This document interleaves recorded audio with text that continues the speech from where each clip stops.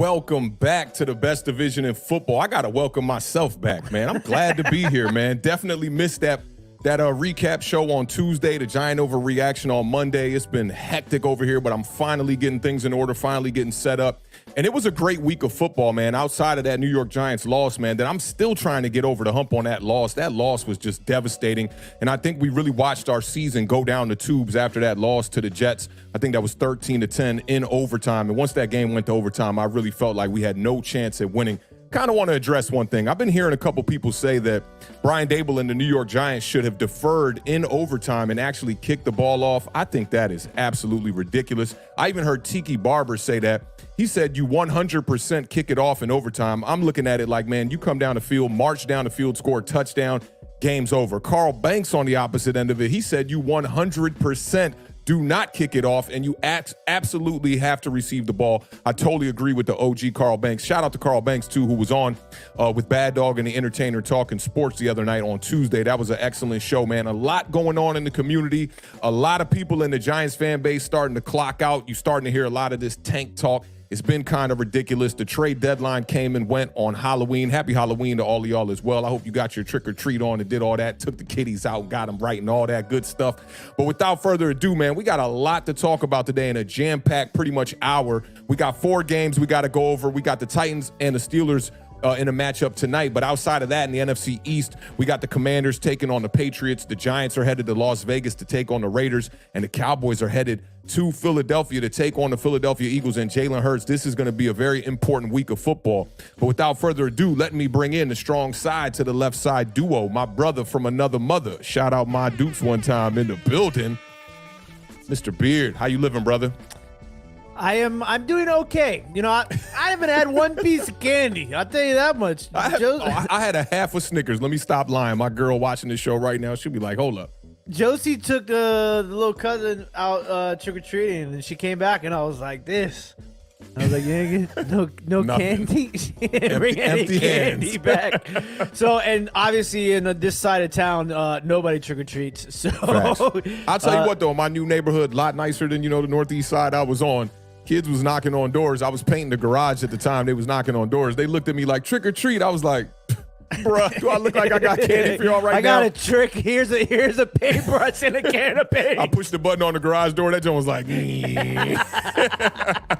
no, it's it's starting to get a little crisp out here. I forget how hot it is when you're under the lights when you're doing the podcast or the show that we do. And like I got the crew neck on and I'm already like, oh, it's a little hot. I thought about rocking a hoodie today. It's a little bit cold in here. I'm still waiting on the gas company to come over here and handle stuff. They told me 2 to 5 days. I got space heaters everywhere in here. But I was about to wear a hoodie and I was like, nah, I know how them lights be. I know how it be, man. We ain't been on the show in a minute here. Them bright lights get a little anxiety, a little nervous. You don't want to get to sweating on one of these shows too crazy. But look, man, the trade deadline went past away. I know you got a lot to say. The New York Giants actually only made one move during the deadline. We sent Leonard Williams to the Seattle Seahawks for a 2nd and a 5th round pick. The New York Giants take on most of the contract that he was owed. I believe he was owed $10 million. Seattle Seahawks are going to get Leonard Williams for the vet minimum, which is like $600K. New York Giants are going to be responsible for the rest of that. So about $9.4 million the New York Giants pretty much just gave to the Seattle Seahawks for a 2nd 2024 pick and a 5th for the 2025 draft. But a lot more went down in Washington. I was texting you throughout the day.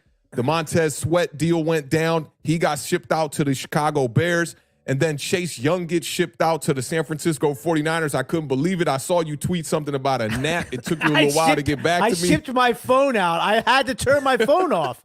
At that point, I turned my phone off. I was that upset. So let me know how you feeling about the 2 moves that the Washington Commanders made here, sitting at 3-4 too. I didn't think the season was as quite over for y'all as it was for us. How you feeling about these 2 moves? Your 2 best pass rushers, shipped out of here. Yeah. So listen, I will start this off by clearly stating that as a fan, okay, like that right there. That's a Chase Young autograph football right there. What do I do with that now? This is the thing is that I as a fan, you watch these guys come into your system, right? As a draft pick, and you watch them grow, you watch them have bumps. It's like watching your niece or nephew grow up. not necessarily your kid, but like, your niece or your nephew. So Yeah. I'm attached to these guys, like, and all these people, there are certain people who are fans that are just like, they're just anti everything. They're just negative Nancy's, right? Like, I'm not necessarily that. I'm not like a fanboy. Like, I will call a player out when they're not playing well, but I'm never like, that guy sucks. That guy's a bust. Yeah. Like, so I have this attachment to them. So emotionally, as a fan, the little kid inside of this old man body was devastated, right? Like, I was highly invested in these two guys as a fan. So the first one was Montez Sweat, which kind of shocked me because I figured they were going to keep Montez and maybe move Chase, right? Initially, I thought they weren't going to move anybody, but if the reports were coming out, I knew something was going to happen, right? Montez Sweat deal, as much as it hurts, I understand from a business perspective, right, that was a trade that you made because it was a deal that you could not pass up. That second-round pick from the Chicago Bears is basically a late first-round pick, right? Yeah. So, and then moving after that, I'm going crazy because you move Chase Young. So you're moving both of your, could be franchise cornerstone defensive ends, right? For a competitive, I'm already going to butcher. Compensatory. Yes. I couldn't say that for like 2 years. Yeah. So Which is basically compensatory. Yeah. It's just basically a 4th-round pick coming from San Francisco, and you're trading them to San Francisco, who you're going to play the last week of one of the last weeks of the season. So to me, it's like, okay, so then like you have this team that you've built defensively, and offensively now you feel like you found your guy. At least a lot of us do in Sam Howell, right? And so you're moving on from those two guys. Okay, your two backups, Casey Toohill and James Smith-Williams. Both of them are unrestricted free agents. So now you're looking at losing 4 edge rushers, which is, and let's be honest, outside of the quarterback and maybe your tackles, is the next most important position in the football right now in this age of football. And you're losing 4 of those guys now. Yes, you drafted 2 guys, KJ Henry in the 5th round, Andre Jones in the 7th round. Neither one of them have even seen the field. Mm-hmm. So it's like, it felt like, and then people are like, oh, yeah, we're going to get all this draft capital. Draft capital doesn't mean diddly squat to me because you're just throwing another Hail Mary. You're hoping that you draft somebody who's going to pan out for you. But like, I think you're more looking at the rebuild. To me, it just says they're committing to the rebuild fully.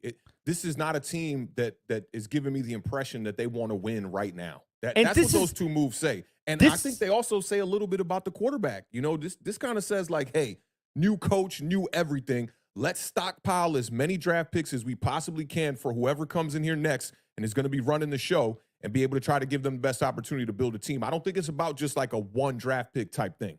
But this is the thing, though, too, is that that in my mind, shout out to my guy Paulie, because I was listening to Paulie talk about this on the radio yesterday, I think it was. If that was the situation, why didn't they take the pick for Jacoby Brissett? Why didn't they off Kendall Fuller, Curtis Samuel, Antonio Gibson, all of these expiring contracts that they could have offed for more draft picks? Like, if that was the situation.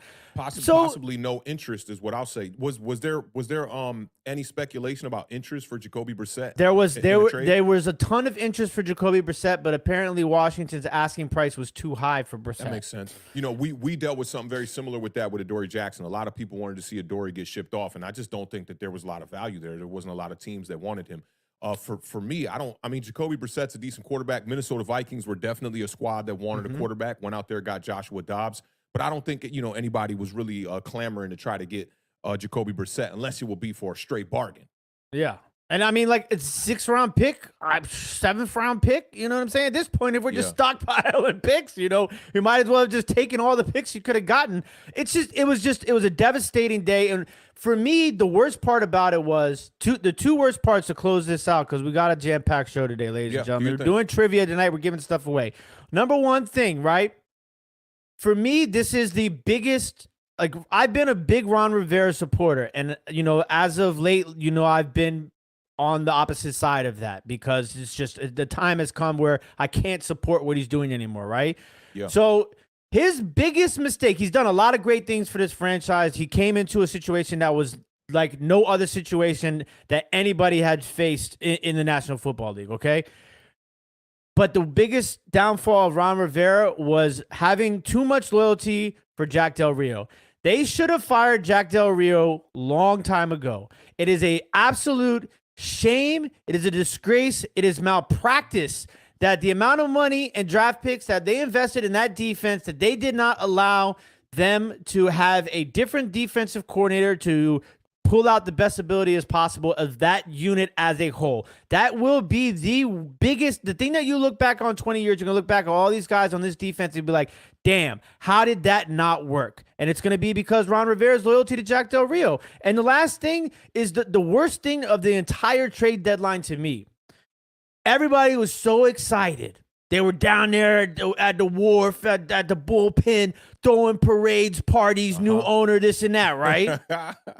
And I didn't go to not one of those things, right? Because first of all, I don't never like to piss on nobody. You know what I'm saying? Like, what is that? Was I happy? What does that mean? What is that? Is that an R. Kelly pun or something? what does that mean?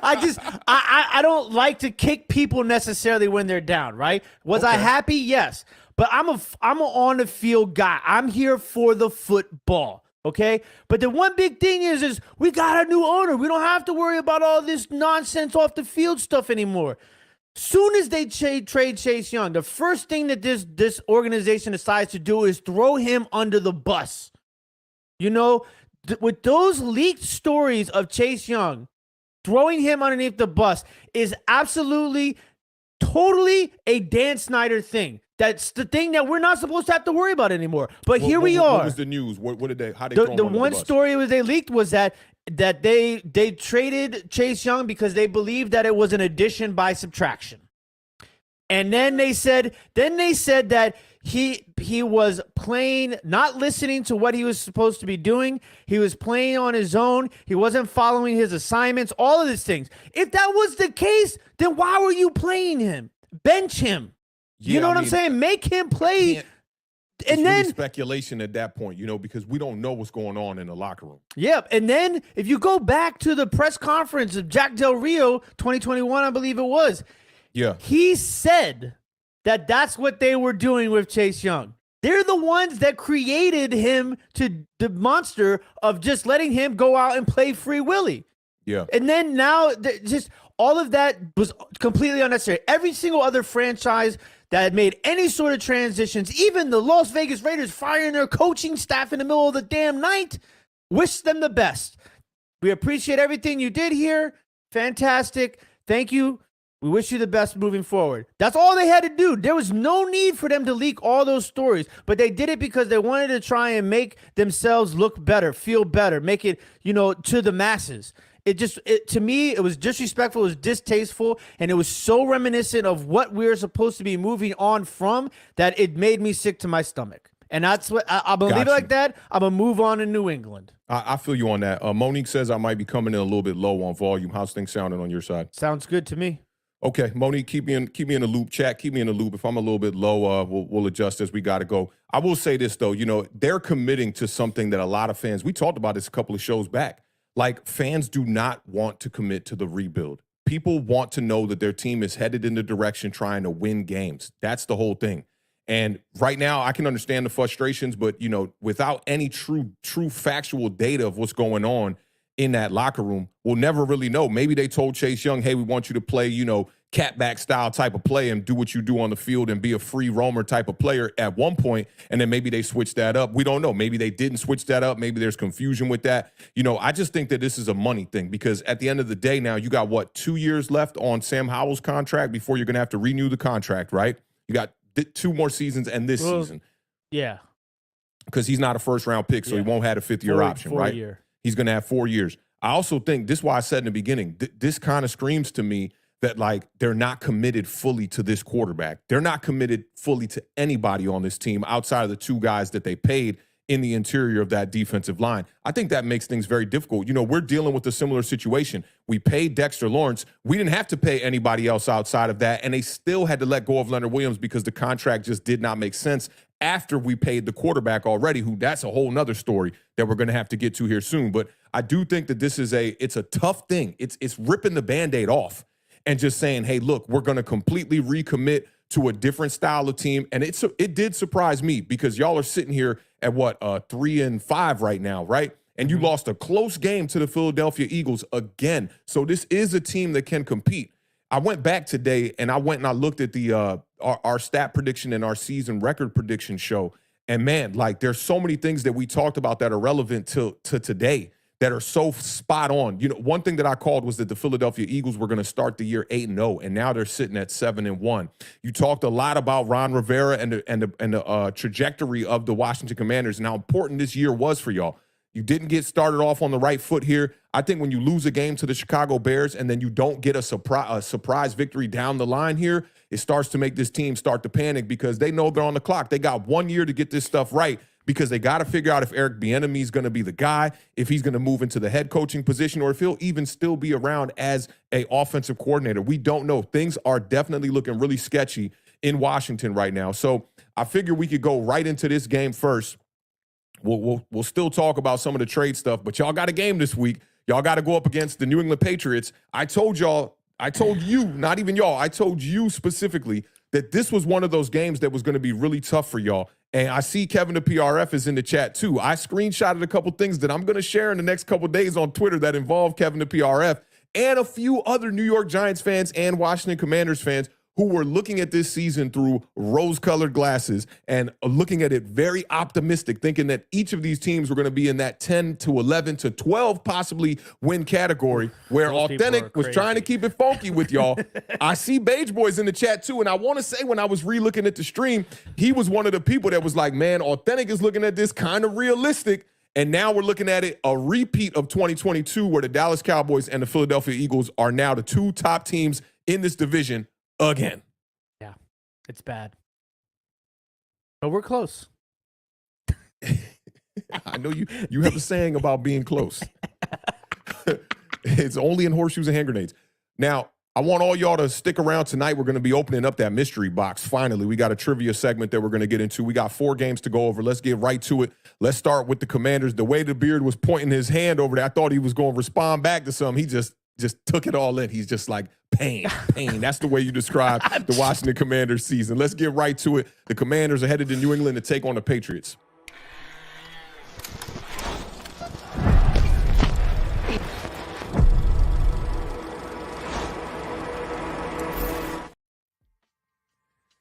Here comes the pain. Man. Jeez. Boy, I'm not going to make you feel any better when I get to talking about this game. The 3-5 Washington Commanders headed to New England to take on the 2-6 New England Patriots. Kickoff is at 1 p.m. Eastern Standard Time. The Patriots favored by 3.5. Kind of surprising here. They're really looking at the Commanders like y'all some garbage, or y'all some caca, as my Haitian folk would say. Last week, the Commanders lost a close one to the Eagles, 38-31. The Patriots lost to the Dolphins, 31-17. That looks kind of like that New York Giants score against the Dolphins as well. Last meeting between these two teams, the Patriots beat the Commanders 33-7. Good God, that was in 2019 at FedEx Field. Mac Jones, I gotta shout out my guy Mac Jones one time. Really? We're shouting out Mac Jones? What is this? Mac Jones is coming off back-to-back games with multiple passing touchdowns. God damn, Mac Jones. In a loss to Miami, he was 19 of 29 for 161 whole yards, 2 touchdowns, 1 interception. He was sacked 3 times. In a win versus the Buffalo Bills, surprising win. I might have to use this game to try to find a way to weasel the New England Patriots into a win versus the Commanders, because remember, I talked about this with y'all. I was like, y'all played the Buffalo Bills. We played the Buffalo Bills. We played them better than y'all, held them to 14. They scored 33 on y'all head. Mac Jones went out here and beat those same Buffalo Bills. He was 25 of 30 for 272 yards, 83% completion percentage, 2 touchdowns, no interceptions, a QBR of 79.3, sacked just 1 time. Before that, he went 3 straight games without a passing touchdown. That's Mac Jones for you. Now, Mac Jones had 5 interceptions over that 3-game span. Take a guess what his QBR was over that 3-game span. 14. 15.1. That boy was struggling. That was real close. Too bad that's not a trivia question of the night. Now, Sam Howell, who's been having an up and down year, and this is where you about to get in your feelings right here. I got some shots. I knew it was going to be that type of day where you set the thumbnail at noon and it's Sam Howell on his back getting pummeled by the New York Giants. I didn't even Giants. do that on purpose. That was the same thumbnail from the Bleacher Report show. I wanted to show Leonard Williams, you know what I'm saying? Shout out to the Giants Nation in the building one time. Y'all know what it is. All right. Now, Howell, let me give him some flowers first. And y'all Dallas Cowboys fans, y'all better stick around. We saved y'all game for last because that matchup against the Eagles is a hell of a matchup. I'm like the dude in the middle of the median with the roses, selling the roses, and I'm giving them out today for Dallas Cowboys fans. So make sure y'all stick around for that. Now, Howell is coming off of career highs he was 39 for 52 for 397 yards, 4 touchdowns, 1 interception. He was only sacked 1 time. That's probably the best numbers of his whole damn career. Now, this is where those about to come in here, okay? Yeah. From a turnover aspect and from just a total play, the whole goal with bringing in Sam Howell this year was to be an upgrade from the quarterbacks from last year. Am I correct? Yes. Well, not really. No, but yes, kind of. I'm going to give you a little second to explain yourself. You said the whole thing. Not to say the whole thing, but yeah, I mean, it's an upgrade. The reason for Sam Howell was to be an upgrade, an equal, or a downgrade. The reason for Sam Howell was to see what we had in him in a rookie contract. And okay. Taylor Heineke's not a starting quarterback in National Football League, even though he's starting this week. He is going to start this Sunday. And trust, we're going to get there. We're going to talk about Taylor Heineke, okay? Right now, Sam Howell has 8 interceptions in 8 games, okay? Yeah. Oh, yeah. Last season, you guys had a quarterback. You know, you had Carson Wentz start the year. Things went left. He got his thumb hurt against the Chicago Bears Thursday Night Football in a game that the Bears should have won. They should be 2-0 against y'all in the last 2 games, but that's neither here nor there. In 9 games for the Commanders last season, Taylor Heineke had 12 touchdowns, 6 interceptions. He had 1,859 yards. That's just 200-something yards less than your boy Sam Howell. To me, give you a couple more numbers here. Sam Howell has been sacked 41 times in 8 games. Taylor Heineke was sacked more than half of that last season. Just 19 times he got sacked. What's my saying about quarterbacks and offensive line? The decisive quarterback is the best offensive line. He's not liking this right now. Now, your boy Taylor Heineke, he was only sacked 19 times. Sam Howell, 41 times in 1 less game. Okay? To me, the moves that y'all made with Chase Young, Montez Sweat, this is screaming that they're about to blow this whole thing up. Well, I mean, they are going to blow it up because I am pretty much going into next season. Sam Howell will not be the starter for the entirety of 2024 next year. I think that the audition, I think, is coming to an end. And he's not the only NFC East quarterback where the audition is coming to an end. I will say this. Jahan Dotson finally got off to a decent game. Eric Bieniemy, I think, is responsible for a lot of the failures that are happening with the Washington Commanders offense. And, you know, I told you I went back and I looked at the record prediction show, and one of the things that you were saying, a lot of the reason why you thought that y'all were going to be so much of a better team record-wise was because Eric Bieniemy could be that X factor, kind of like Brian Dable was the X factor for the New York Giants in 2022. And we see in 2023, he is not that right now. Brian Dable has not been an X factor. If anything, he's been a liability, you know, for the New York Giants throughout the year. And I think that Eric Bieniemy has been that as well. He took a young quarterback drafted in the 5th round who had only played 1 game before Eric Bieniemy got there and decided to go, hey, we're going to just run an RPO system and we're going to try to make this guy be Patrick Mahomes. I remember when Mike Swan, I was playing Apex Legends with Mike Swan, and Mike Swan told me, like, you know, he was reading some articles that said that the Washington Commanders' plan for the year was to run a lot of RPO with Sam Howell. And I was like, why would they want to do that? Like, Sam Howell does not strike me as a person who is very quick with his feet when it comes to running the ball out of the RPO. And it seems like they don't run the ball with the quarterback out of the RPO. It's either give it or pass it, right? Like, the run part of it never deals with the quarterback. It's always just with him. So there's not a lot of read option. There's just straight drop back RPO for him to either pass the ball or hand it off to Brian Robinson. This last game, 52 throws. This is the second time that he's thrown 50 attempts this year. I'd love to know when the last time that happened for a quarterback was. Sam Howell has 94 dropbacks compared to 35 rushing attempts over the past 2 games. How do you plan to win games like that? I'm going to send this over to you now after I just pumed you, right? What are your thoughts on the balance and how that is affecting the young quarterback with the Commanders. Well, okay.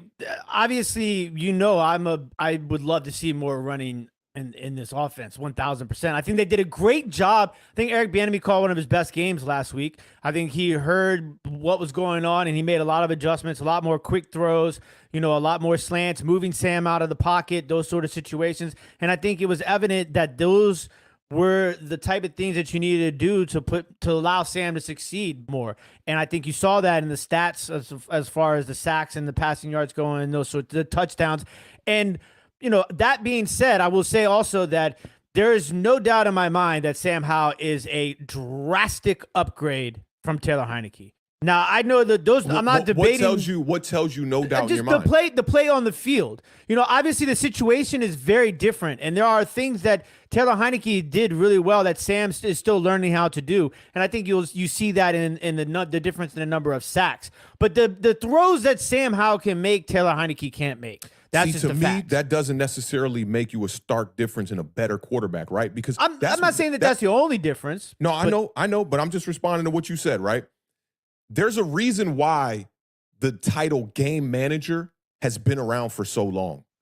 Because they're not going to make the egregious mistakes, but they're not going to make those throws that you're talking about either. But the balance will equal out to more wins. Mm-hmm. Listen, Sam Howell's turnovers, he has 8 interceptions on the year. 4 of those came in one game. That was just a really bad game.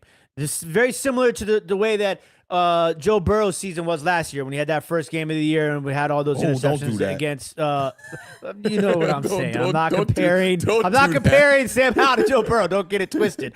But also, you have to. I mean, look, Sam Howell and Eric Bieniemy are trying to learn on the fly right now. That is one thing that we have to remember. I think that's very important when you're rating offensive coordinator in his first time around here. Remember, he's calling the plays by himself for the first time here in a long time. Obviously, Andy Reid was in charge of calling the plays at Kansas City, even though Eric Bieniemy was the offensive coordinator. This is Sam Howell's, his 7th starts in the NFL. So for me, I have seen enough to believe that he can be the guy. I think that there's a lot of things that he needs to work on. There's a lot of things that this team needs to work on, and we're gonna find out. But I'm not throwing out the window what you're suggesting though at all, because I wholeheartedly believe, and I think you would be naive to think otherwise. New ownership. They're going to bring in a whole new regime as far as front office, coaching staff goes. And 9 out of 10 times when that happens, they're bringing in people that want their own guys. That's just the reality of the business. So I'm not dismissing that as a possibility at all. I will say, though, Sam Howell is 6 in passing yards in the National Football League, 6 in touchdowns in the National Football League. That number, I broke, and I see somebody in the chat, too, said this, like Taylor Heineke turned the ball over a lot. I did break down the numbers here. So in 9 games last year, right, for Taylor Heineke, he had 240-something less yards than what Sam Howell has right now. And let me tell you where I think this is an egregious mistake on the organization. This reminds me, not in a parallel, right, but it reminds me of the San Francisco 49ers, right? And bear with me for a second. The 49ers had built a complete team ready to go, okay? They got Jimmy Garoppolo over there struggling. Look at Jimmy Garoppolo and look at him as Taylor Heineke in your system. 2 quarterbacks that you feel like they're banging on the ceiling and they're not ever going to get through that ceiling, ever, right? The 49ers completely botched the quarterback situation by going out there and spending 3 draft picks to go trade up and get a guy who's a developmental project, right? Mm-hmm. By the time you develop the project, your team is getting older and older and older.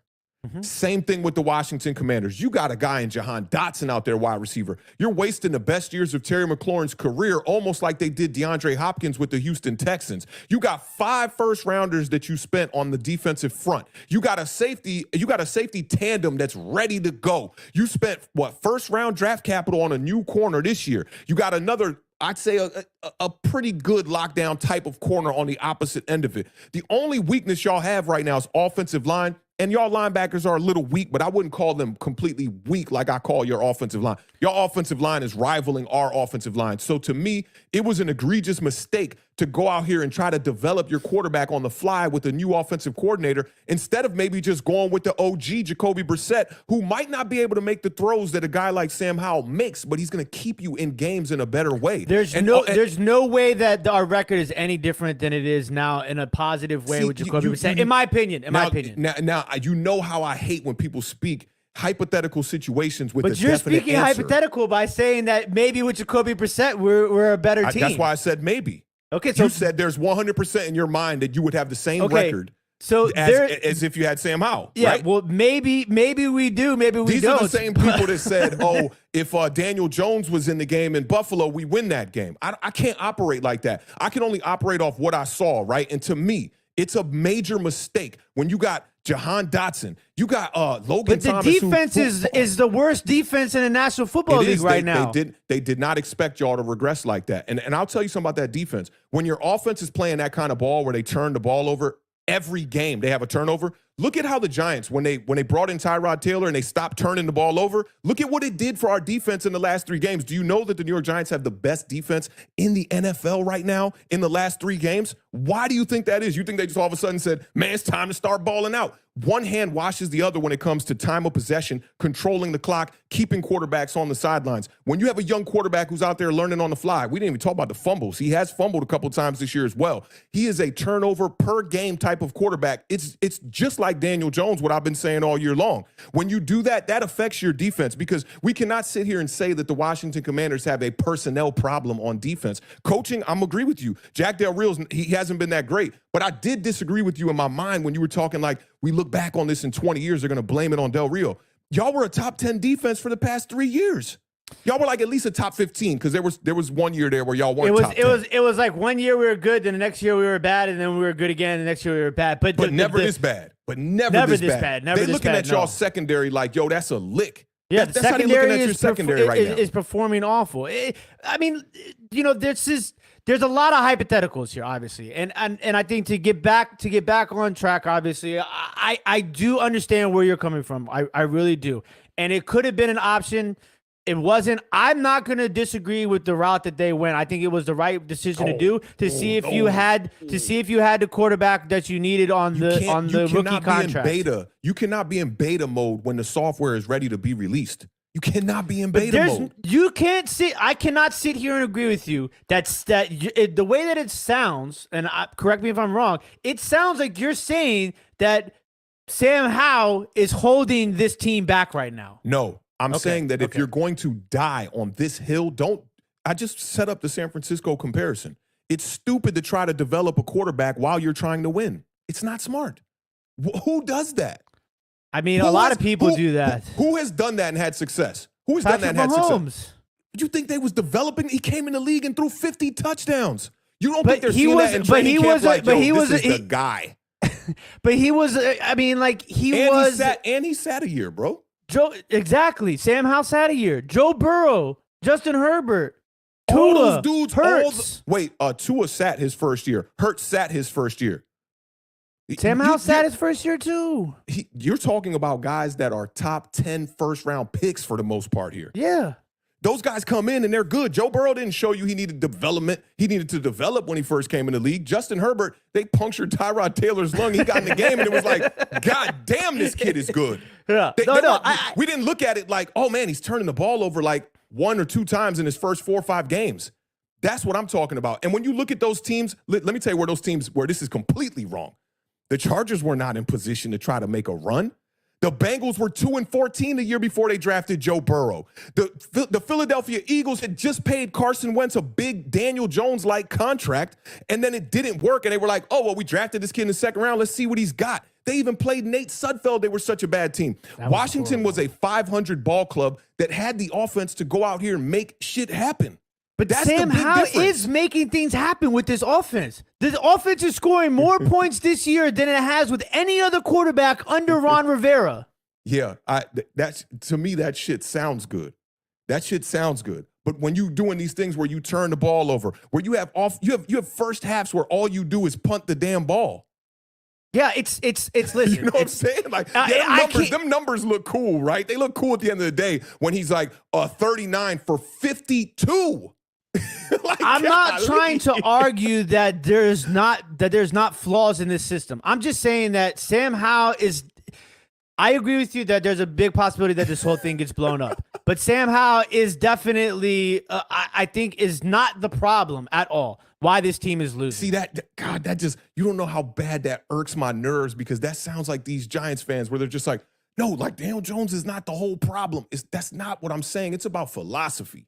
It's about philosophy. When you got, dude, if the Giants would have done what y'all did with Daniel Jones, right? And we had Jahan Dotson and Terry McLaurin and Logan Thomas and B-Rob and Antonio Gibson, bro, I'm like, I'm all in. Let's go. Let's go chase the championship. This is not a team that was like in the looms of like, we're trying to win while rebuild. Y'all have actually underperformed the past couple of years considering the personnel that y'all have, defensively especially. So to me, I look at it and I'm like, I'm not sitting here trying to blame this shit on Sam Howell. Like that, it's exactly what Giants fans do. They're just like, yo, it's not all Daniel Jones' fault. Obviously, it's not all the quarterback's fault. He's playing behind one of the worst offensive lines. But I guarantee you, if you had a decisive quarterback back there, you would not have your quarterback getting sacked 41 times in 8 games. I won't argue with you on that. So we do got to get to the Patriots game. And I wanted to bring that up for the balance. Eric Bieniemy's not good right now. He's not good. All right. So it's horrible game plans. I will hope that he starts with the same style of offense that he started with last week. There was a lot more balance in the beginning of that game. Obviously, we still ended up pass heavy, which, you know, we don't both disagree is the route that they should be going. Let me respond to this one time real quick. I'm not saying that Brissett necessarily gives you more wins. This is a philosophy, bro. You do not have an offense that's ready to go and run on all cylinders outside of an offensive line and take a 5th-round quarterback and throw him out there to the Wolves and have him learning on the job. Put back there that's better than him right now in the beginning of the season? Any veteran bridge quarterback. I broke down the numbers for you with Taylor Heineke. That's hypothetical. Who virtually, it is hypo. Of course it is. There's no factual evidence to put a quarterback in this system until we see him. I would love to see. Listen, I said this shit about Daniel Jones the whole entire damn year. They put in Tyrod Taylor. Y'all saw what a decisive quarterback did to this offense before he got hurt. Continue. My bad. So there are a couple of guys that I am concerned about on the New England Patriots offense. There's a guy by the name of Demario Douglas. This dude is super fast. Rookie, I think it was like a 6th, 7th round draft pick. The way that the Washington secondary has been performing lately, he is a guy that I'm very concerned about getting behind our secondary and burning us for a touchdown. We have given up the most passing touchdowns in the National Football League this year with 18 passing touchdowns. Hunter Henry, obviously, another guy, tight end. You know how the tight ends destroy Washington in the middle of the field. So I'm definitely concerned about Hunter Henry. I think he's their second leading receiver. They don't even have another wide receiver leading them in receiving yards. I think. Yeah, Juju got his first touchdown. He's got like 89 yards receiving on the year, something like that. But we have, New England is not good at getting at the quarterback, which is good for us since we have been giving up a lot of sacks, even though we only gave up 1 sack, and it was on the last play of the game last week. They had the second fewest sacks in the NFL with only 15 sacks. New England is actually the 3rd worst turnover differential in the National Football League. They're -6. Washington's actually pretty good. They're even. We're at 0. We have a 0 turnover differential. So that's considering the amount of times that we were talking about Sam Howell turning over the ball, I'd say it's pretty good that we're sitting at 0. So those are some of the notes, the things that I'm concerned about. Obviously, I do have a brief roadmap for the Washington Commanders to get to a victory up in this might be the first roadmap that don't get there. This one might not get there. I can't wait until me and you go back and look at that record prediction show. Of all people, Kevin the PRF, I can't wait till you see his comments on that record prediction show. You are going to cry laughing at some of the stuff that people are saying in this chat. I'm just the messenger, man. I know truth kills people. I had us at 10 wins. It's not like that crazy. I mean, how many wins y'all got right now? 3 halfway through the season? Yeah. Hey, double that up, bro. We're not going to get to 10, I'll tell you that much. But it wasn't crazy to think it was 10. It was not a 12. Let's get to this roadmap one time. What the hell? Yeah, you're getting on the freeway. What? No, turn right. Get out of the lane. No. Okay, get the procedure. Just get out the lane.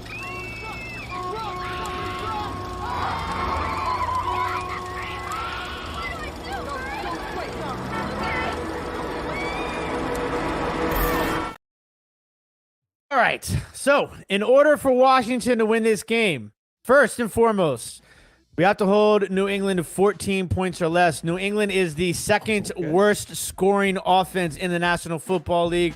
Only team worse, New York Football Giants. Number 2, we have to force 2 turnovers in this game. I talked about the turnover differential, how New England is one of the worst turnover differential teams in the National Football League. We need to force 2 turnovers and have 0 turnovers on ourselves. Number 3, obviously, the sack number was way down last week, only allowing 1 sack in the last play of the game, as mentioned before. We need to keep that streak going and only allow 3 sacks or less to win this game. Also, run defense has been a bright spot for the Washington Commanders. 3 straight games of holding teams under 100 yards rushing. 72 yards, 76 yards, and 59 yards last week, rushing yards allowed. So continue the streak of rushing yards under 100. That is a key to victory. And then obviously higher than 50% on third down percentage. We have been pretty bad on third down so far this year. And speaking of Eric Bieniemy, speaking of balance, speaking of running the damn ball, we have not breached 122 yards rushing in a game all season long. I'm going to look for 123 yards rushing this week against a pretty good New England Patriots rush defense that allows under 100 yards per game. And that, ladies and gentlemen, is the roadmap to victory. Quick couple little stops right there. We're not getting no gas, no nothing. We're praying for victory. This Patriots team definitely clawing right now. That 2-6 record, I think, is not really indicative of like what type of team they are. They did go out there and beat the Buffalo Bills. I think this is going to present an interesting matchup for y'all. They're losing Christian Gonzalez really hurt that defense a lot. I thought they'd be a much better team this year. 2 wins, and I see my man. Shout out my man, Brother L, one time in the building. He said, I need to be kind to the beard because he's hurting. Brother L. This way, right? Forget this guy, first of all, okay? My team worse than his team right now. This would be like being on the ground getting jumped, and I pull the beard over to cover me from taking the shots that I'm taking from the NFL right now. It's bad right now. But I just want to say, I'm not the guy that normally says, I told you so, right? I got to say, I told you so. Beginning of the year, I was like, man, it's either going to be y'all or it's going to be us. I told you. 50-50 shot. I told you it was either y'all or it's going to be us. You said the Cowboys. I was like, Brother L, he said y'all was going to be in last place. You talking about he hurting right now, man. I don't know, man. I don't know. We got 2 super chats one time. Big shout out to Two-Toe. The 4.99 cents super chat says massive salute and respect to ATTB, crew and fam, Nuggets Masters, and Atlas Roadmaps Architect. Atlas, okay. And all Giants diehard fans in America. Greetings from Italy. Fist bump, Italy. Big shout out to Tudo. We appreciate the love and support as always. Big shout out to my guy. No, I saw it. I don't want to read it. Big shout out to my guy Waterfly with the $2 super chat. $9.99. How's not as good as Heineke? I didn't even read that part when I first saw it. I thought you said that. Hey, shout out to Waterfly in the building. Listen, man, I'm just calling a spade right now, man. Taylor Heineke, 12 touchdowns, 6 interceptions in 9 games. Your boy Sam Howell knew. I thought that this was all Norv Turner's doing, right? You Scott Turner. Sorry. Yeah, Norv Turner would have done a much better job than Scott Turner. Scott Turner definitely struggled, but Eric Bieniemy came out here, man, and wants to throw the ball. I listen. They said every time we're gonna be here for another 30 minutes talking about this. Let me give you a fly score. to the Giants. Listen real quick. They said Eric Bieniemy look at the play sheet and be like, which pass play am I going to call right? I don't have I don't have an answer. I just don't. It's so frustrating. It's so frustrating, and you're pulling the frustration out of me. I hope that you're happy because it is frustrating. You know it is for me. I've been screaming on this show for 4 or 5 years to run the damn ball. You remember tug of war on field day? I'm trying to pull the real rant out of you. I don't want this comfortable beard trying to be all PC up here. The F-bomb was good. I need to hear the frustrations. You know what I'm saying? It's tough, man. It's tough. But listen, all that being said, we're going to win this game 24-14. Washington over New England. I don't want to do this, but I have to after everything that just went down. Give me the Patriots. Right? Give me the Patriots in a very, very low-scoring game. I'm going to take the Patriots. I'll take the Patriots 19-14. Okay. Any last words? Yeah. Big shout out to ENA. We got time for the $9.99 Super Chat. What's up, fellas? I know I'm late. First shout out to y'all, but Awthentik, did you have a problem with X-Man quote? I thought he spoke from the heart and nothing is wrong with that. Y'all thoughts? Listen, I still didn't go in. Today was mad busy for me. I was planning for the show. I was kind of ripping and running, taking my shorty to get her hair done, doing all this stuff. So I didn't get to see the Xavier McKinney interview, and I didn't get to see the Kayvon stuff. So I'm going to catch up on that, once we get off air. And then, next show, I'll give you an answer on that. Or if you want, I don't think ENA is on Twitter. I don't remember seeing ENA on Twitter. But if you on Twitter, at me, I'll definitely give you a comment on that. We appreciate you, brother, supporting the channel, my G. Yeah, I will end it with this. This will be my last comment. He's in his bag. It's okay. Thank you, beige boy. I You know what I'm going to do? I'm going to hold all this up. Look, you got to start. November 19th. Back, bro. November 19th. We beat y'all the first time, right? Yep.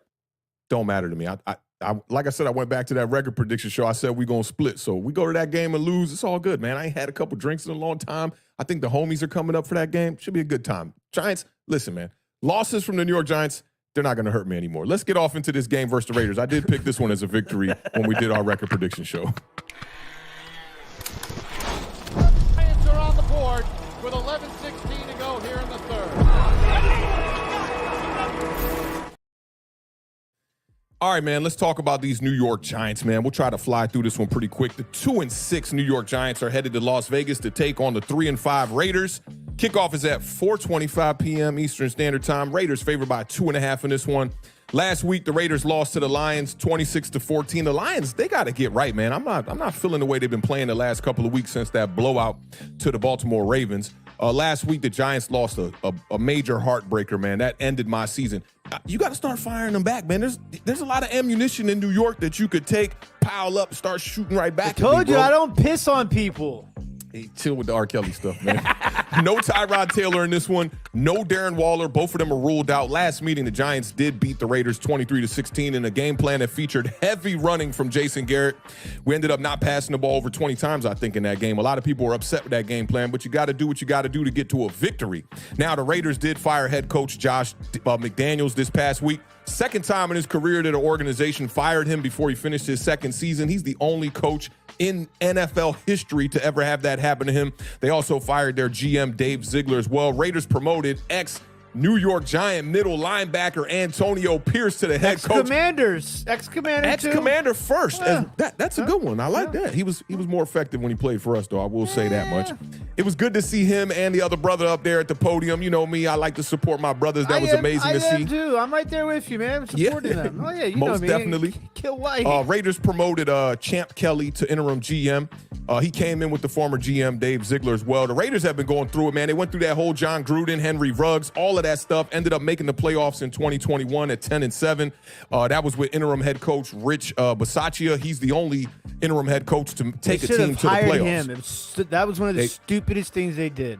They really should have hired him. That reminded me of Steve Wilkes in Carolina. Yep. Now, the Raiders, they got some ugly wins here, man. They beat the Packers. They beat the Patriots, who y'all are playing this week. They beat the Broncos. Those are all just pretty bad teams. Combined record of 7-16. Went over a little bit of this on the Bleacher Report show as well. The Giants, they not much better. They got wins against the Beards Commanders and the Arizona Cardinals, who I might add that they did beat the Dallas Cowboys. Shout out to Monique, Brother L, Gregory, all of y'all in the building. Y'all know what it is. They got one win on the season, and to think that it came against y'all is kind of ridiculous. So I know the Beards liking a little bit of that going your way. Listen, the Awthentik is the Wild Wild West over here. He's got like the guns under here. He's got him on the hip. He's got a six-shooter on his ankle. You know what I'm saying? Like, guys, you been playing Call of Duty all day or something, dude? I still ain't even got a TV set up. Wait till I get to really shooting in the first-person type of way.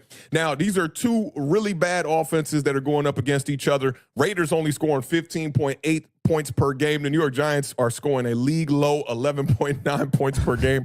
We're averaging just 155 passing yards per game. I saw no Mets, no Nets, no Jets said Tyrod Taylor was like moderately moving the offense better. I'm telling you, man, one hand washes the other. Look what that does for that defense. The last 3 weeks, the New York Giants defense has been playing great football. The Giants damn near won a game last Sunday against the Jets with 6 completions for 7 yards. -9 net yards. Passing yards, yeah.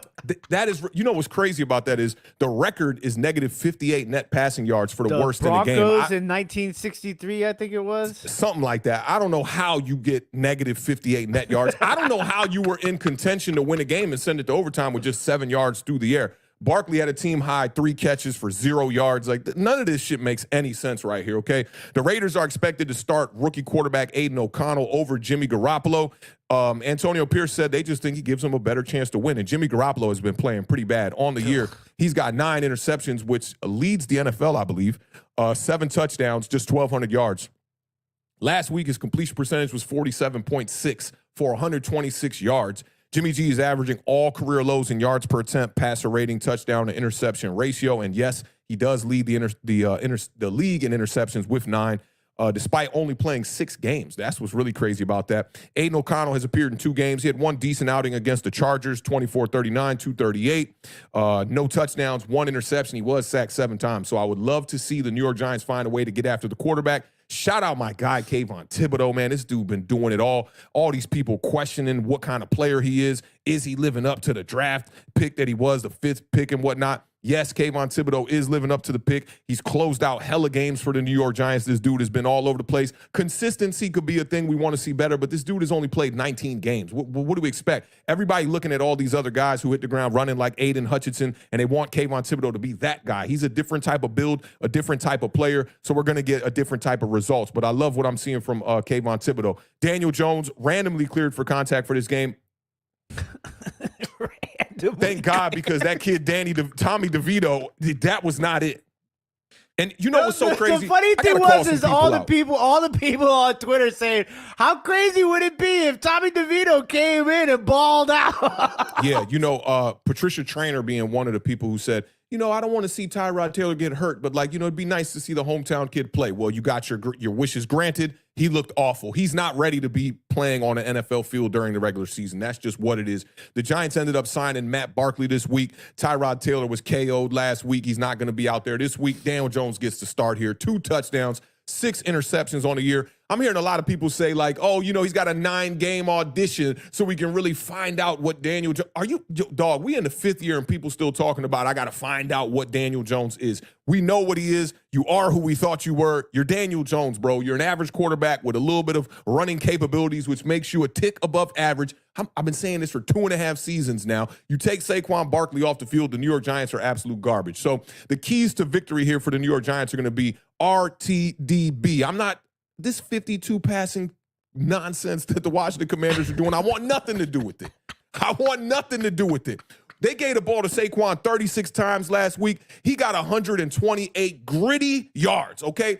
All 11 players on that Jets defense, which is not no slouch defense, they knew that Saquon Barkley was getting the ball on every damn play, and Saquon Barkley was still finding a way to get positive yards out there. I think he averaged 3.7 yards per carry, which is just enough. I mean, I'm no mathematician, but if you go 3.7, 3.7, 3.7, that equals a first down, okay? And 4th and 1 with the game on the line, Brian Dable decides, we'll try and kick a field goal in the rain with our kicker who has knee issues, and now they're working out new kickers. You know how foolish this coaching staff looks right now? Not going to play this week. I think he came out and said he doesn't think he's going to play. Did he say that? Brian Dable said he's fine in the presser. They've worked out kickers, but they have not signed a kicker. So if he's not kicking this week, I got a notification right before we went live about it. I'll see if I can put it up while you go off. Yeah, I'll keep going off because I saw that they worked out Robbie Gould, but I didn't see them sign nobody. So if they haven't signed nobody, maybe Daniel Jones is going to go out there and kick some kicks or something. I don't know. Maybe we could have a Dory Jackson. He returned punts. Maybe he could kick the ball as well. Now, to me, this game is going to boil down to the 2 running backs. Whichever running back has the better day, that person's team is going to win this game. Both of these guys wanted contracts. They were both dealing with the franchise tag situation. Both agreed to 1-year terms, both on horrible teams. Both of them kind of underperforming. Saquon Barkley's reasoning being that he's dealing with an injury. Josh Jacobs don't even got a 100-yard game on the season. Saquon Barkley just got his first last week. It was 128 yards on 36 carries. So excuse me for that. I think I said 124, something like that. Now, Barkley has just 1 rushing touchdown on the year. He had some incentives in his contract that said if he breached, I believe it was either 10 or 13 rushing touchdowns, he got a bonus of like $1 million if he breached the touchdowns and the amount of yards. Well, you can kiss that goodbye. Oh, wrong one. That one. We're going to kiss that one goodbye, okay? Gano placed on IR. You know how stupid our coaching staff looks? You literally come out in the press conference, right? And he's being all like, all tight and whatnot. Like, yeah, he's got a rib. Tyrod Taylor, he's got a rib. What does that even mean? He's got a rib. A lot of ribs. He said, Graham Gano, oh, yeah, he's fine. He's fine. Now he's on IR. You looking like a fool, Brian Dable. I'm going to keep it funky. Like Ron with you, Rivera okay? up there. Yeah, looking worse, to be honest. Now, defense, you got to stay the course here, man. That's definitely what it is. Back to running the damn ball. The Raiders are allowing 140.6 rushing yards per game. Third worst in the league. Yeah, they're 30th in the NFL right now. Raiders do have a top 10 pass defense, though, so I don't expect Daniel Jones to go out here, drop back, and throw the ball, I don't know, say 52 times. I don't think that's going to happen. Stay the course on defense. Giants defense, all right, they're allowing 11.3 points per game in a 3-game stretch right here. Best defense in the league as far as the last 3 weeks go.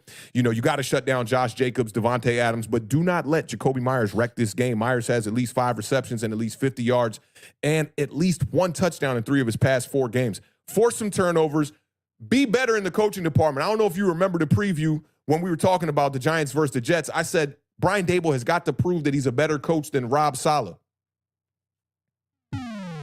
We'll move on. Get some pressure on the damn quarterback. Kayvon Thibodeau's tied for 3rd in the NFL right now with 8.5 sacks on the season. He's got 8 tackle for losses, 1 forced fumble, and 1 fumble recovery. Shout out to Kayvon for going out there and representing for Carl Banks with those 2. I don't be attacking people with name calling, with them 2 dudes from WFAN. Okay, we'll leave it at that. Dexter Lawrence, I'm going to need you to get after the quarterback. A'Shawn Robinson, there's going to be no Leonard Williams. Somebody got to fill in and fill that void. I hope we don't get extremely susceptible to the run because Leonard Williams is going to be gone. He was definitely good against the run. I wish Leonard Williams well, man. Very classy the way they let him go to. They gave him some options when they were talking about who they were going to trade him to and whatnot.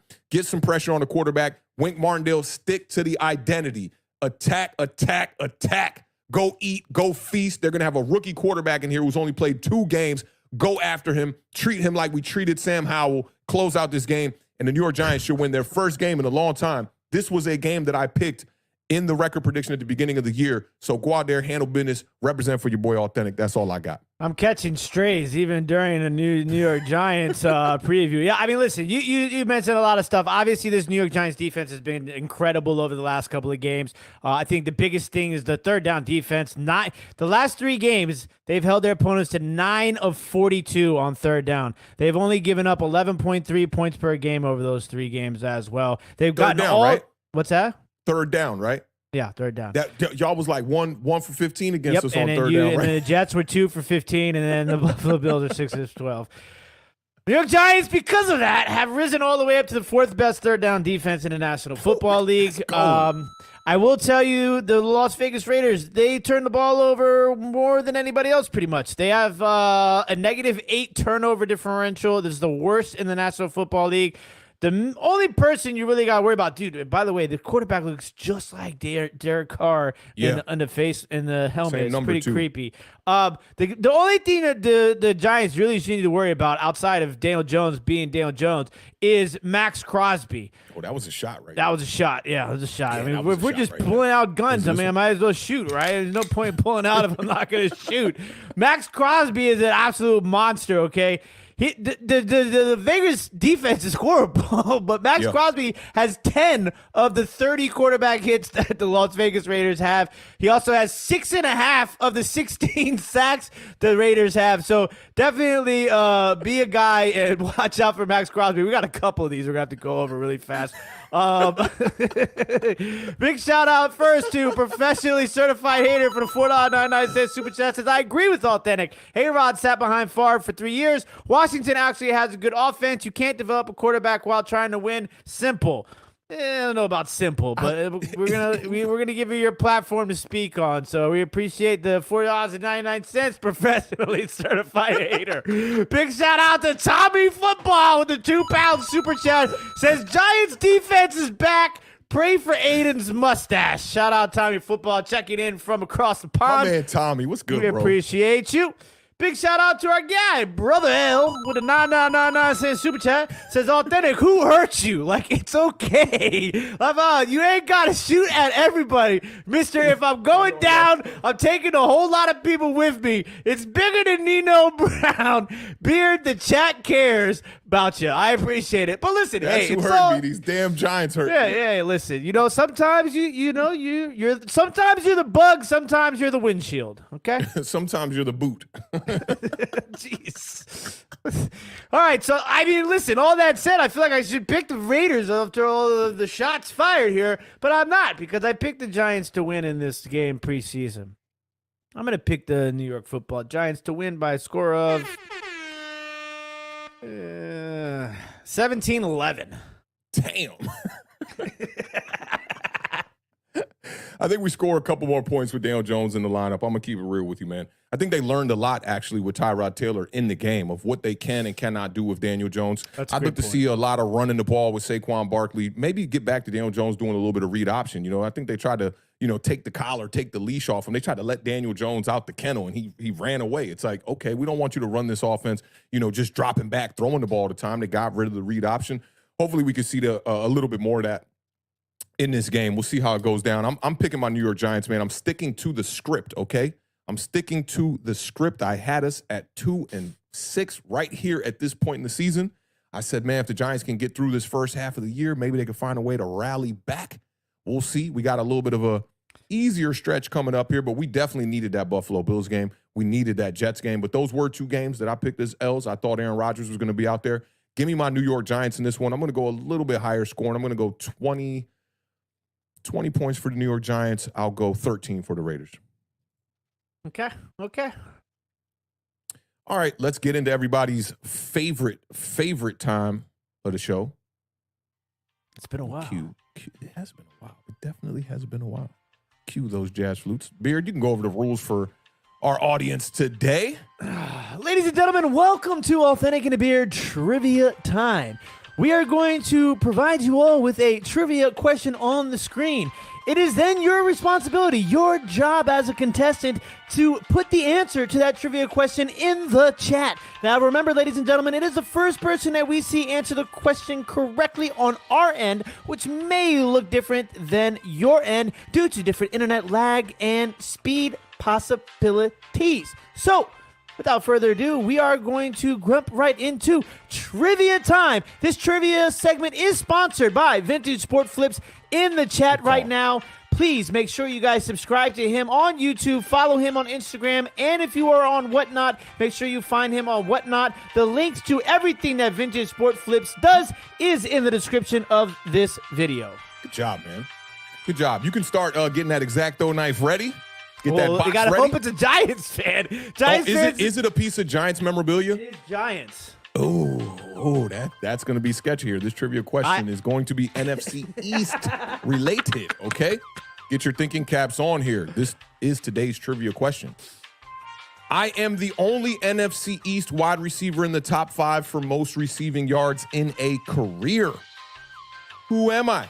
I'm blacked out here. You can't really tell who I am. When I give you this answer, you will know. Beard, let me know when you see a winner chicken dinner. Shout out to Vintage Sports Flips in the building one time. I see my guy Lou Mateo in the building. Lou Mateo, you say, what did you miss? You missed a whole lot of... Ooh. Okay. I see a winner. I see a winner as well. Go ahead and tell me who you see in the private chat. Almost switched right into a regular chat. Whew, good thing I said something. Yes, sir. That is definitely who I see too. So we got a concurring answer here. Today's answer is Terrell Owens with 15,934 receiving yards. Shout out to T.O. T.O. played on 2 teams in the NFC East. He played from 1996 to 2010, played for the Eagles from 2004 to 2005, and then for the Cowboys in 06 to 08. Spent the previous 8 seasons with the 49ers from 1996 to 2003. He is behind only Jerry Rice and Art Monk. Larry Fitzgerald. I like that good little try to toss out a Washington Redskins player one time. I like that. And today's winner that we see on our end is the homie ENA. We got time. That is what's good, man. Congratulations. I think ENA is a Giants fan. No? Yeah, ENA, what is your squad? ENA, remind us again. Let us know if you are a Giants fan. I believe you are. We'll give you a little bit of time here. I'm going to roll right into this Dallas Cowboys game. And, he is a Giants fan. Oh, that's beautiful. That's okay. beautiful. We finally get to open up the box. Rapido. I'm going. All right, so this was sent to us via Vintage Sport Flips. Shout out Vintage Sports Flips. He's in the chat. I have no idea what's in this box. Oh.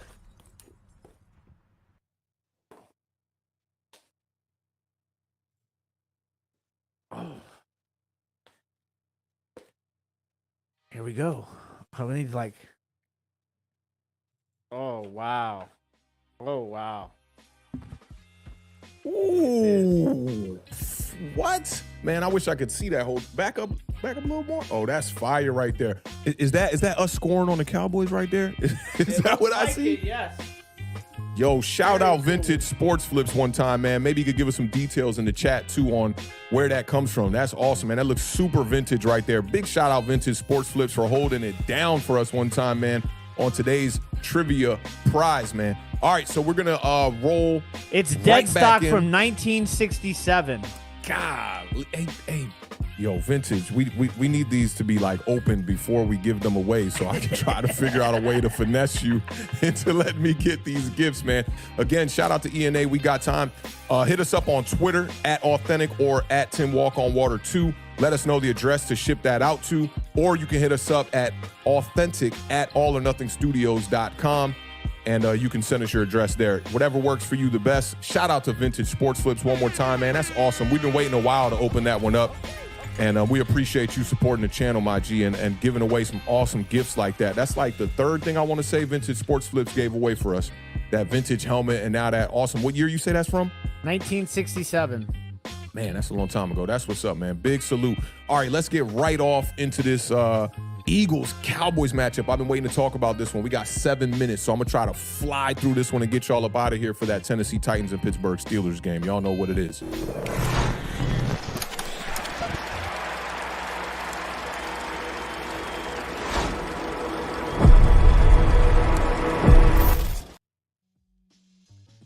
All right, Beard, I got a lot for this game. This one's going to be a fantastic matchup, man. Cowboys sitting at 5-2. The Eagles sitting at 7-1. Kickoff at 4:25. This should have been a Sunday night game for real. The Eagles are favored by 3. Last week, the Cowboys beat the Rams in impressive fashion, 43-20. The Eagles beat the Beard's Washington Commanders 38-31. The last meeting, the Cowboys beat the Eagles in Dallas 40-34, but Jalen Hurts was inactive for that game with a shoulder injury. This is the 9th time that the Eagles have started 7-1 or better through 8 games. The Eagles are now 24-2 in their past 26 regular season games started by Jalen Hurts. The Cowboys have won 4 of the past 5 meetings, though. For me, there are a couple of matchups I want to talk about here. The quarterbacks. Dak Prescott versus Jalen Hurts. This is going to be a great matchup here. We finally get to see this in for real fashion here, okay? Jalen Hurts is second in the NFL in total touchdowns with 19 right now. He leads all quarterbacks with 6 rushing touchdowns. Hurts is third in total yards with 2,420 yards. Last week, he had a fantastic game. He was 29 of 38 for 319 yards, 4 touchdowns, a passer rating of 135.7. He was the Week 8 NFC Offensive Player of the Week. The Eagles are the best team in the league on third down right now. They're converting on 50% of their third down plays. Eagles are second in the NFL in time possession, and the Eagles have not rushed for 100 yards in 3 straight games. So we've talked about this a lot on this channel. The Eagles find ways to win ugly, pretty. They can do it all. This team is really built to make a run at another Super Bowl. Now, they have not rushed for 100 yards in 3 games, but they do have Jalen Hurts. With 1 rushing touchdown on Sunday, Hurts will tie Cam Newton for the most rushing touchdowns by a quarterback in his first 4 seasons in NFL history with 33. Now, he's got some great weapons over there, and a lot of people like to think that you could just, implement any quarterback in that Philadelphia Eagles system, and they're just going to be successful. That's just what it'll be. Maybe Sam Howell, who knows? They put Sam Howell, Daniel Jones, We could put Brock Purdy in there. He's going to be just as good, right? Now, A.J. Brown, we talked about this. We made a little bit of a kind of a gentleman's bet here. Last week, he had 8 receptions for 130 yards for 2 touchdowns. I lost that one. Yeah, you lost that bet extremely bad. A.J. Brown has caught passes for at least 125 yards. That's an NFL record in 6 straight games right now. A.J. Brown is second in the NFL in receiving yards with 939. He's 4th in receptions with 60. I told you that man was mad. He's angry. He's wearing that visor. Averaging 117.4 yards a game receiving.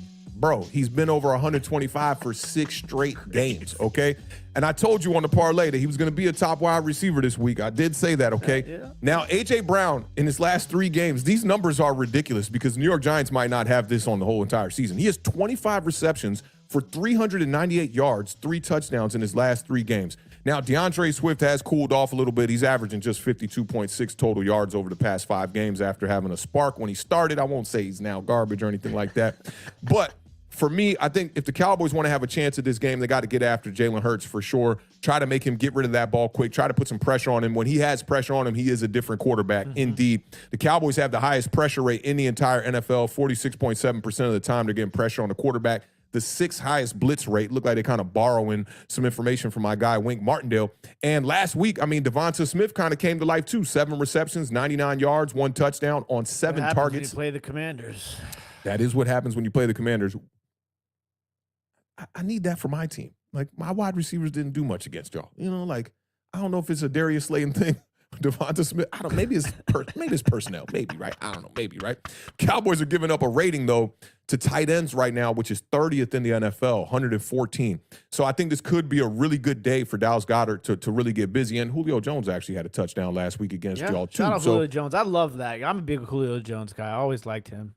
Yeah, that's a great thing. You're looking at Odell Beckham. He's still trying to find his way in the end zone with Lamar Jackson after a bunch of games here. You know, before I get off into talking about this defense, I just want to give some flowers to my guy, Dak Prescott. Dak Prescott has been playing some pretty good football as of late. Last week, he was 25 of 31 for 304 yards, 4 touchdowns, 1 interception. I'm sure you like that. He was only sacked 3 times on the day. Quarterback rating of 80.8.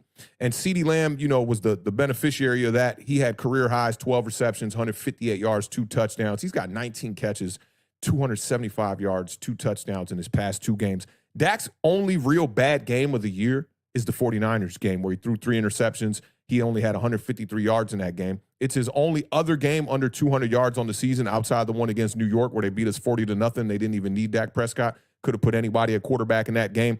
The Eagles did have James Bradbury in the slot last week, and he struggled. He allowed 70 yards, 2 touchdowns in week 8 versus the Commanders. Brandon Cooks found his way in the end zone last week, 3 targets, 3 receptions, 49 yards. Dak went 4 straight games with just 1 touchdown before last week. Ended up putting up the 4 touchdowns. And, you know, the thing is with during that stretch, he had 4 interceptions, just 4 touchdowns. So it's good to see if you're a Cowboys fan to see Dak Prescott get back on track. I think that the Eagles want to get pressure on Dak Prescott too. Now, early in the year, he was getting rid of the ball really quick. That has not been the case as of late, I feel like. But Hassan Reddick is definitely going to be the guy to do it. He had the game-clinching sack against the Commanders. It was the only sack on the day. He's 8th in the NFL right now with 6.5 sacks. Now, I want to get to talking about this defensive matchup. I'm going to kick it to you for a little bit, see where you at with things, and then I'll try to fill in the void where we don't got it. Yeah, I mean, the Dallas pass defense is 4th best in the league. They're only allowing 178.6 yards per game. So, like I said, A.J. Brown averaging 117.4 by himself. It's going to be interesting to see if Philadelphia can find a way to attack this Dallas pass defense. And you talked about the sacks. Obviously, you know, there is some heavy power on both of these defenses, and both of these offensive lines, you know, generally have performed pretty well, especially over the last, you know, year into this year. Philadelphia has only allowed 19 sacks on the season. Dallas has allowed 18 sacks on the season. But the big difference is Philadelphia is getting to the quarterback more defensively, 25 sacks on the year. The Dallas has only had 18 sacks all year long, which is kind of crazy because they started off very hot. I think they had like 11 sacks in their first couple of games. They've cooled off as far as, you know, actually getting to the quarterback in that sense, which is 18th in the National Football League. You talked about Philly's rush offense. What's crazy is those rushing numbers, and they're still averaging 132 plus yards a game. Dallas's rush defense is getting better. That was one of their weak points throughout the beginning of the season, and especially last year. They have moved all the way up to 18th in rushing defense, only allowing 108.9 yards on the ground. Not too bad. This is where it's going to get interesting. Dallas's defense allows the 4th fewest points per game, 17.1. And they also are top 2 in scoring offense. The only team that scores more points in the National Football League this year is the Miami Dolphins. But literally 0.1 points behind them is Philadelphia. So Dallas averages 28.1 points per game. Philly averages 28 points per game. The big difference here is going to be how Dallas plays in the red zone. If they want to put up points, and they're going to have to do it in the red zone against this Philadelphia Eagles defense, they are the 4th worst red zone team in the National Football League, only converting in the red zone 40.7% of the time. Dallas Cowboys. Dallas Cowboys. You know what's interesting that the number, they're 4th worst, but 40% that's not too terrible. Yeah, I mean, it's when you start getting into red zone, you start getting into third downs and those sort of, because those are the numbers I like to dig into a lot. Yeah. It can be a lot of the differences between the teams can be very slight. You're talking about 0.5%, 1-2%, but I think in the red zone, it seems like 40% is not that bad, right? But like when you want to be in the red zone, you want to be close as you can be to 100%. Obviously, I mean, that's the goal. You know what I'm saying? But it seems like being the two numbers that are kind of polar opposite is that they're at the top of the league in scoring. But then they're at the bottom of the league in red zone efficiency. To me, I'm gonna look at the numbers when we get off air. Kind of sounds like they're maximizing their opportunities and they're getting into the red zone a lot. Yeah, well, they could be getting into the red zone a lot too, and they also could be scoring a lot of touchdowns outside of the red zone. And also you have to think about all the points that Dallas. That's the thing too, is I gotta double check and look into if those points are team points, or if those are offensive points, because I know Dallas has scored a lot of points defensively this year. Yeah, that's for sure, and I'll use that to segue into DaRon Bland. I mean, this dude has been balling out. Stephon Gilmore and DaRon Bland going up against A.J. Brown and Devonta Smith, to me, is probably the most premier matchup of the weekend. The Cowboys last week, they held Cooper Kupp and Puka to just 7 receptions on 17 targets. DaRon Bland has 4 interceptions on the year. 3 of them are pick sixes.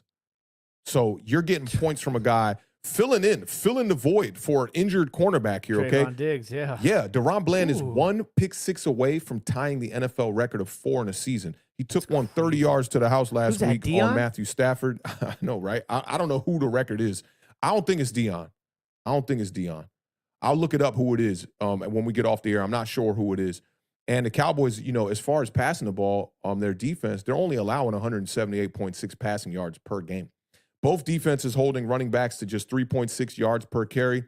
To me, one of the numbers that stood out is Dallas is 5th in takeaways, but the Eagles have the 5th most giveaways in the NFL right now. They've given away the ball 13 times. Jalen Hurts has turned the ball over a little bit more this year, and Dallas has 13 takeaways this year. So I think the turnover battle, whoever wins the turnover battle in this game is probably going to have the best opportunity to win. You want me to go first with the score? I got you. I'm going to take the Philadelphia Eagles, 31-30. I told you before we came on air that, if I do this with my mind, I got to go with the Philadelphia Eagles. If I do this with my heart and my gut, I got to go Dallas Cowboys. This is their first time facing off this year. I really should pick the Eagles. They're at home. I'm going to take the Dallas Cowboys in a bit of an upset here. I think it'll be a close game. I'm not going to get this one right, but there's too many Cowboys fam in the chat right here. I'm riding with y'all today, okay? I'm going Dallas Cowboys win this one 27-24. Shout out to Knicks Nation. Says Eric Allen, Jim Kearney, and Ken Houston are tied for 4 pick sixes in the season. Shout out Knicks Nation. Knicks Nation said earlier, too, I didn't want to pile on, but he said y'all should have just went after Lamar Jackson and sent him all the money. Oh, well, I would have. That's what I wanted to do, 1,000%. I mean, I'd be jumping for joy, but it was difficult because we were in a situation where a team was being sold. Giants fans told me that, look at the numbers, man. Like, Daniel Jones is not that much of a different quarterback from Lamar Jackson. Who said that? Those people...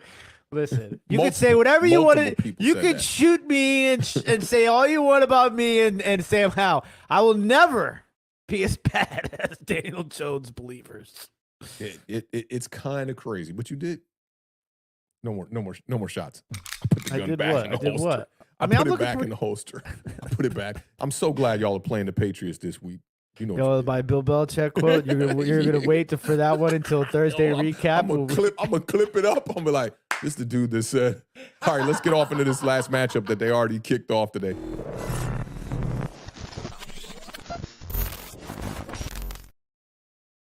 All right, man. Titans Steelers. Yo, I don't know if you saw. This game is tough. I picked up Will Levis off waivers. I put Will Levis in the starting lineup today on my fantasy team over C.J. Stroud, who struggled for 2 weeks. I am high. But listen, I'm trying to get Tank Dell back on the squad on waivers. I say, man, I'm going to wait till next week before I put CJ Stroud in so I can get the Tank Dell CJ Stroud stack. Now, the Titans are 3-4. This game has already started. Kickoff was at 8:15 on Amazon Prime. They're going up against the Steelers, who are 4-3. Now, last week, the Titans beat the Falcons 28-23.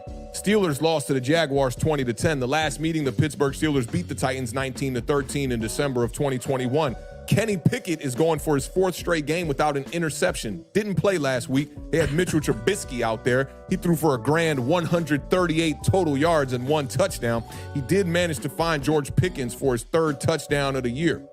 Pickens has 5 or more catches and 100 or more receiving yards in 2 of his past 3 games.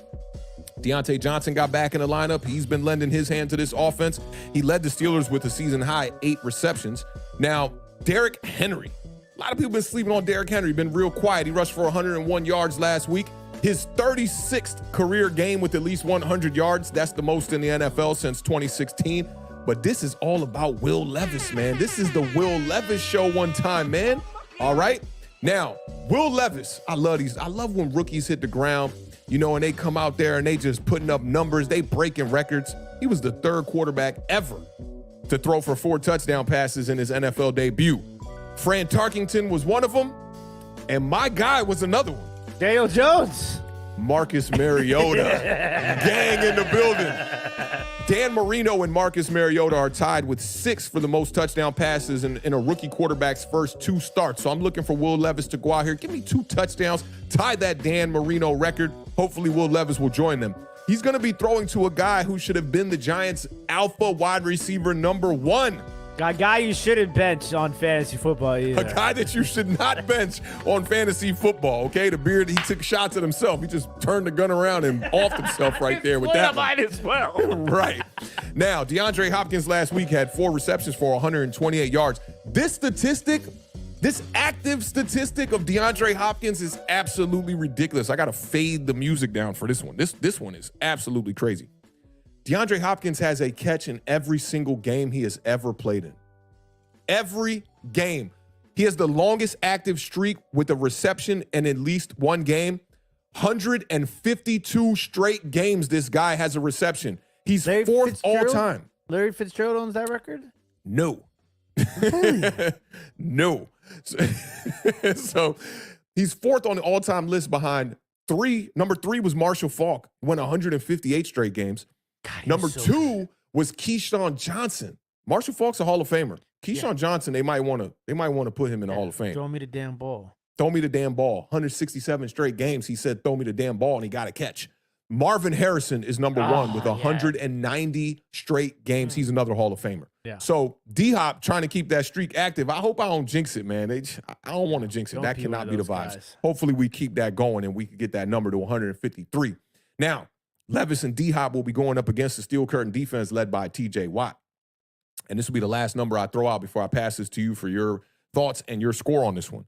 Reggie White has the most sacks in his first 100 games. He had 105 sacks in his first 100 games. Second on that list is TJ Watt's brother, JJ Watt, with 87.5 sacks in his first 100 games. And third is TJ Watt.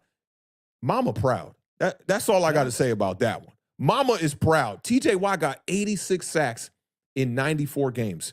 So he could breach his brother's number here in the next 6 games and end up being number 2 on that list. I don't see him getting 14 sacks in the next 6 games, so I don't think he's going to catch Reggie White.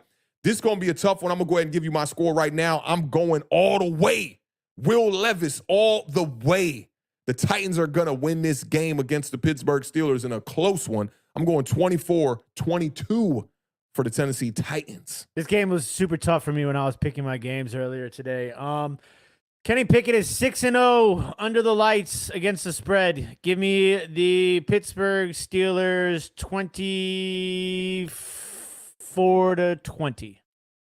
24-20. So we got the scores pretty close. My homie, he's in my group chat, WB something on Twitter. I can't remember the homie's name. The Pittsburgh Steelers going up against rookie quarterbacks dating back in the past 2 decades, they're like 20-1. The first win against a rookie came this year. So their odds against rookie quarterbacks are definitely high. I'm going Will Levis all the way. I like what I saw. The boy can sling it. I don't care what he like to put in his coffee. Mayonnaise, I don't care. Go out there and throw me some touchdowns and win me my 4th straight fantasy win. I got my first win last week. I'm not that excited about that. I am that excited. the march to the playoffs started last week. Let's go. You really think that, or you just kind of fooling? Man, listen, you know me, man. I'm in it till I'm not. That's probably why you was so mad about the Chase Young, Montez Sweat stuff, because you thought we gonna make our way to the playoffs. NFC sucks, man. There's been your prediction of 8 and 9 Giants getting in the playoffs might be right. Might not necessarily be right for the Giants, but might be right for that last playoff spot. I tried to tell, man. Listen, man. I tried to tell you, Kevin the PRF, all the rest of these dudes. I tried to tell y'all, man. I tried to tell y'all. Man, y'all looked at me like, man. What did L say? Who hurt you? What L said? Who hurt you? Nah, shout out to the gang, man. We appreciate all y'all pulling up, man, rocking out with us today, man. It was good to be back, man. I had fun. Y'all, I'll take it lighter on the beard next episode. But it's okay, man. You know, I wish it was on a Tuesday and not a Thursday, because then I'd have more time to rebuttal. You know what I'm saying? But man, if y'all lose to the Patriots, bro, it's gonna be a long Tuesday show for you. Oh, I might call out sick. You might call out and say, like, bro, I can't do the show today. I'll hold it down and throw shots all day, man. Listen, right? Cowboys fam in the chat, man, I'm looking forward to seeing y'all go out here and finally see this matchup with Dak Prescott versus Jalen Hurts, man. This is going to be a very interesting matchup. I've been waiting for this for a long time. A lot of people have been talking about Dak Prescott falling short lately with the bright lights. He ain't really known for that. But, you know, there is a meme out there that says Dak Prescott is the black Kirk Cousins. Daniel Jones is the clumsy Kirk Cousins, they said. Derek Carr is Kirk Cousins with eyeliner. It's all, check my Twitter. It was all crazy. We appreciate all y'all pulling up, man. Don't forget, if you're looking at the game today on Amazon Prime, turn it on that Prime Vision. That is the only way to watch that broadcast. It's absolutely amazing. And stick around for the end of the game for the concert, for the performances that they do after the game. Those are amazing too. My girl's been loving those. Appreciate all of y'all pulling up, man. Y'all know what it is over here at Awthentik and the Beard. Keep raising that bar. Keep living those dreams, because the universe flows in Technicolor and surround sound. Rest in peace to the podcast GOAT, Mr. Combat Jack himself. And that's a wrap. Beard, any last words before we let him go? Nah, man, we'll see you guys on Sunday morning parlay.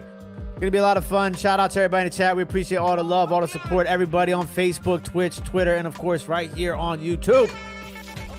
All right, y'all. Be good. Enjoy y'all football tonight, man. Enjoy y'all Sunday games, and best of luck with y'all fantasy. Like the Beard said, don't forget to pull up, man, 11 a.m. Eastern Standard Time. Y'all be good. Peace. Peace.